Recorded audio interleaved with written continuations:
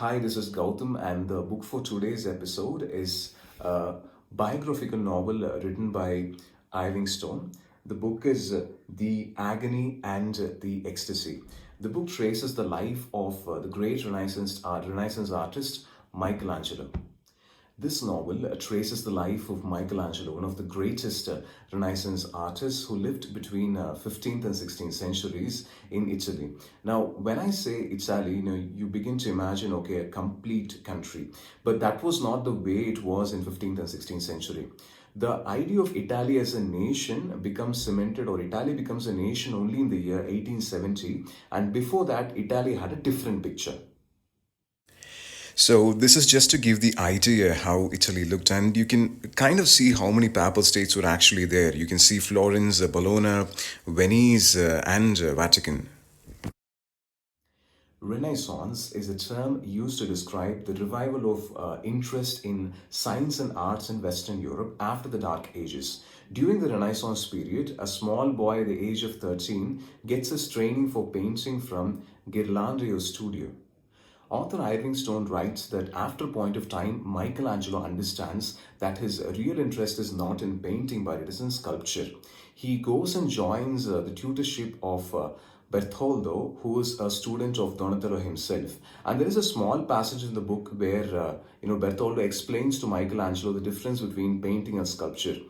It was elegant and really good. I'll just read that passage alone. It says. Bertoldo drummed the differences between painting and sculpture into him. The sculptor is after three-dimensional figures, not only height and width, but depth. The painter draws to occupy space, the sculptor to displace it. The painter draws still life within a frame, the sculptor draws to surprise movements, to discover the tensions and torsions striving within the human figure. The book is filled with passages like these where the author, really tries to enter the psychology of the characters involved.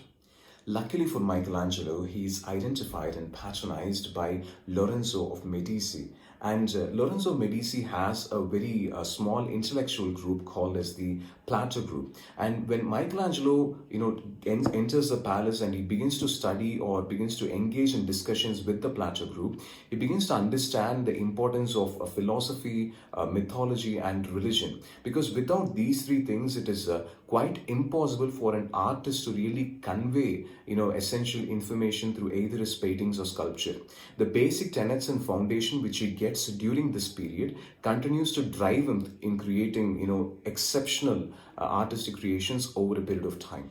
After the death of Lorenzo, Michelangelo moves across different papal states. He moves to Bologna, he comes back to Florence, and most importantly, a significant amount of time he does spend in the city of Rome. There were many parts of the book which were wonderful, and the success goes to the craft of the writer.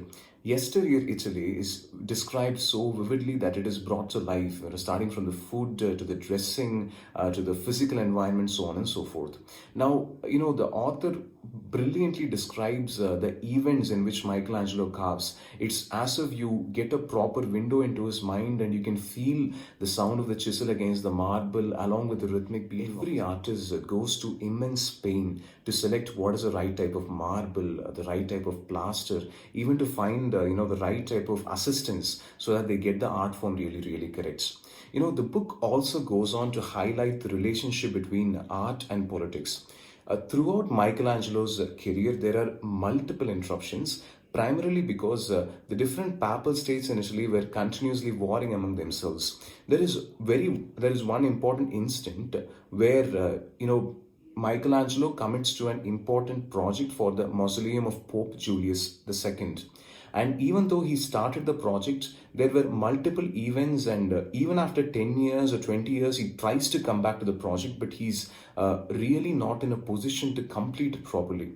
Even after 40 years of struggle, finally the actual project is kind of simplified, and the total number of sculptures and the actual sculptures which was made there was a huge mismatch. This is not just with this particular incident, but there were many artistic works like that. The author portrays Michelangelo as a character who prefers sculpture to painting on any single day.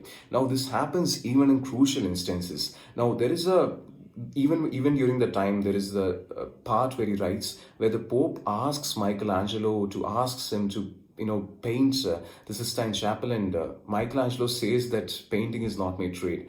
In spite of the fact that he says that the painting of the Sistine Chapel and especially the dome are artistic marvels which stand the test of time, and equivalent to his sculpture, his painting is also revered. The novel succeeds because of the attention which is provided to minor details.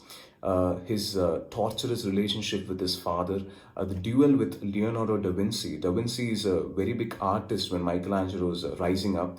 The constant struggles which goes on emotionally inside the mind of the artist, Michelangelo's relationships, the fact that even though he's a great artist, he struggles to make ends meet. All of those minor, parts of the story are also given equal importance. So when all the minor aspects set well, the major storyline is exceptionally good.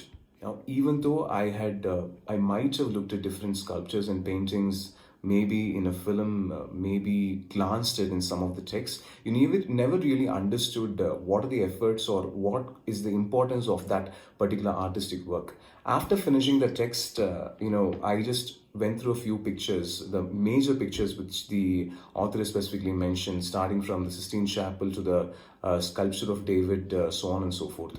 And then I was able to relate why the author had named the book The Agony and the Ecstasy. Because once you go through the book and then look at the creations, I believe you'd feel the same way.